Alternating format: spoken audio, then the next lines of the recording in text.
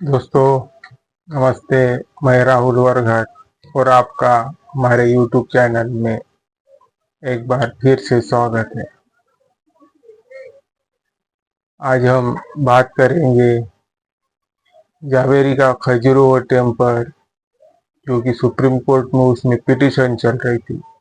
तो उनको जो उनका सर है उसके लिए शायद पिटीशंस है, तो उस पिटीशन के चलते कुछ गैर समझ या विवादित बयान आ रहे हैं। तो सुप्रीम कोर्ट में इसका क्या प्रावधान है? हमारे CJIG BR गवई साहब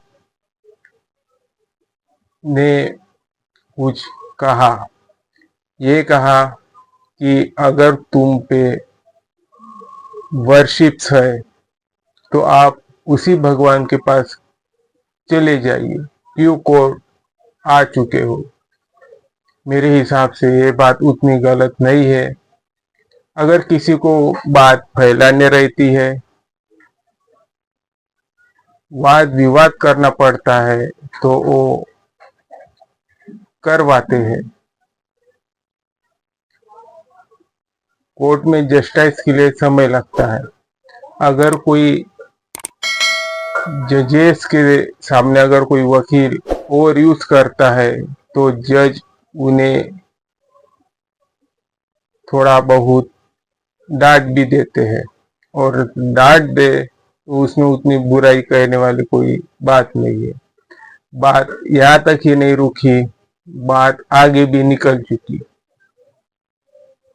कुछ वकीलों ने पत्र लिखा CJI को, राष्ट्रपति को भी पत्र लिखा, और उन्होंने डिमांड की कि CJI पे इम्पीचमेंट लगाया जाए और CJI अपने मर्यादे में रहे। अगर कोई सच बात कहने से इम्पीचमेंट लाता है, लगता है, तो वाकई लगा देना चाहिए। वाकई ही इम्पीचमेंट लगा देना चाहिए, महाभियोग। अगर हमारे न्यायपालिका के ऊपर किसी गॉड का या गॉडेस का वर्चस्व हो, तो फिर उस न्यायपालिका का, संसद का शायद कोई अर्थ ही नहीं बचा पाएगा, क्योंकि न्यायपालिका सबसे ऊपर है। फिर उन्होंने मर्यादे की बात कही। कभी कभी मैं यही सोचता हूँ कि अगर संविधान सभा ने हमें मर्यादे में क्यों बाउंड किया, क्यों संविधान के अंदर रखा। कभी कभी मैं बाबा साहब के ऊपर भी नाराज हो जाता हूँ कि बाबा साहब ने अगर हमें संविधान की चौकट में मर्यादे में नहीं रखा होता, अमर्यादे में रखा होता, तो शायद आज जो अमर्यादित की बातें करते हैं, तो शायद वो मर्यादे में आ सकते थे, मर्यादित की बातें नहीं कर सकते थे। शायद हम अगर CJI अगर मर्यादे के बाहर चले जाते हैं, तो शायद हमें भी मर्यादे में आना पड़ेगा। अगर CJI अपने मर्यादे के बाहर, संवैधानिक पद के बाहर चले जाते हैं, तो शायद हम अपने मर्यादे में आ सकते हैं। आर्टिकल 124(4) के तहत अगर इनकैपेसिटी रहती है जज में, तो उन पे महाभियोग लग सकता है, जो कि संसद लगाती है। संसद का भी सत्र शुरू नहीं है, तो राष्ट्रपति अध्यादेश निकाल सकती है। राष्ट्रपति अध्यादेश निकाल सकती है। अगर सच में CJI ने इनकैपेसिटी होंगी, तो उसमें उन पे इम्पीचमेंट लगा देना कोई बड़ी बात नहीं है। अगर सच में उन्होंने संविधान का हनन किया है, ह्यूनियस हनन किया है, तो संविधान सभा पे इस पे डिबेट हुई कि न्यायपालिका कैसी होनी चाहिए। भारत के मुख्य न्यायाधीश की नियुक्ति राष्ट्रपति करेंगे, जो कि 65 वर्ष तक बने रहेंगे। वे केवल संसद द्वारा ही महाभियोग प्रक्रिया से हट सकते हैं।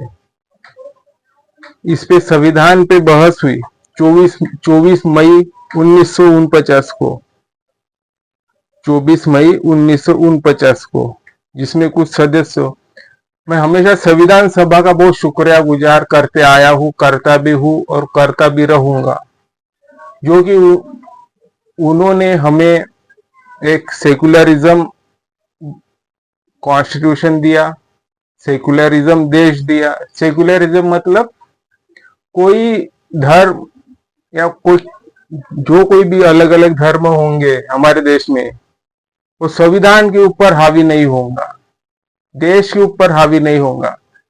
कभी भी वो 1950 की बात है, बहुत से लोग हिंदुइज्म थे, कोई दुर्गा माँ को पूजने वाले थे, तो कोई अलग अलग धर्म को, देवियों को, भगवान को पूजने वाले थे। तभी भी उन्होंने एक सही राह पकड़ी, गॉडेस और गॉड को थोड़ा सा अलग कर दिया और लोगों को फॉरवर्ड कर दिया। ये देश लोगों में निहित है। कुछ सदस्यों ने इस पे टिप्पणी यानी डिबेट की, जैसे एच.वी. कामत और शिवबन लाल सक्सेना ने कहा कि केवल राष्ट्रपति को नियुक्त करने का अधिकार देना उचित नहीं है। उसका सुझाव था कि संसद को भी इसमें भूमिका मिलनी चाहिए ताकि न्यायपालिका का कार्यपालिका का दबाव ना पड़े। न्यायपालिका की स्वतंत्रता, कई सदस्यों ने जोर दिया कि सर्वोच्च न्यायालय पूरी तरह स्वतंत्र होना चाहिए। हम स्वतंत्र से बात नहीं कर सकते हैं, तो ये न्यायपालिका का हनन है, न्यायपालिका के ऊपर दबाव है। न्यायाधीशों को कार्यपालिका के प्रभाव से बचना जरूरी है, जो सरकार के प्रभाव से बचना जरूरी है न्यायपालिका को। फिर इसमें बाबा साहब ने कुछ डिबेट की और कहा कि राष्ट्रपति की शांत शक्ति पूर्ण नहीं होंगी, बल्कि उन्हें मुख्य न्यायाधीश और अन्य न्यायाधीशों से परामर्श करना होगा। उन्होंने कहा कि यह व्यवस्था न्यायपालिका की स्वतंत्रता और न्यायपालिका के बीच संतुलन बनाए रखेंगी। बाबा साहब ने कहा वरिष्ठों न्यायाधीशों की परमिशन लेनी चाहिए, उनकी राय लेनी चाहिए। अगर हम किसी बात को गैर यूज करते हैं, हम किसी अपनी गलती ना देख के, सच ना देख के और ही मिस्टेक कर देते हैं और ही हम अमर्यादित के बाहर जाते हैं, तो शायद सबसे हानि हम खुद को ही पहुंचाते हैं। अगर हम खुद ही अमर्यादित के बाहर जाएंगे तो दुख पीड़ा खुद को ही होने वाली है। कभी कभार कच्छती द्वीप श्रीलंका को दिया गया, हमारे सरकार की ओर से कुछ मिनिस्टर ने उन पे कहा कि हमने तुम्हें कच्छद्वीप दे दिया है। किसी को दान प्रदान करना सच में खुद में ही वो एक बड़ी बात होती है, पर उसे उपकार कहना शायद वो गलत भी उतना ही हो सकता है। फिर श्रीलंका के कुछ मिनिस्टर्स है फॉरेन अफेयर्स, उन्होंने सम्राट अशोक का उदाहरण देते हुए कहा कि इस भारत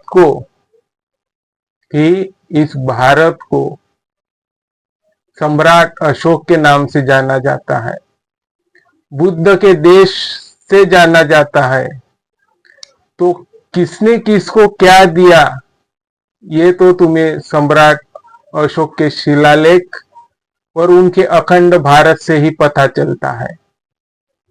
उनके शिलालेखों और अखंडों भारत से ही पता चलता है।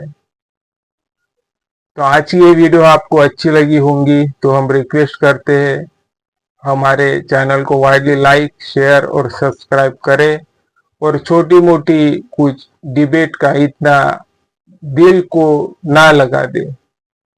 जो वकील्स होते हैं वो बहुत बड़ा अध्ययन करते हैं, तो उन्हें भी कुछ सोच समझ के सच्ची डिबेट और अच्छी डिबेट ही जजेस के सामने रखनी चाहिए और जो जजेस डिसीजन देंगे, जजमेंट देंगे, उसका स्वागत योग्य ही कदम लेना चाहिए, क्योंकि संविधान का प्रावधान ही सब कुछ होता है। तुम ही सब कुछ हो, तुमसे ही देश चलता है। हम तो सिर्फ सुनते हैं, आपकी गाइडलाइंस का फॉलो करते हैं।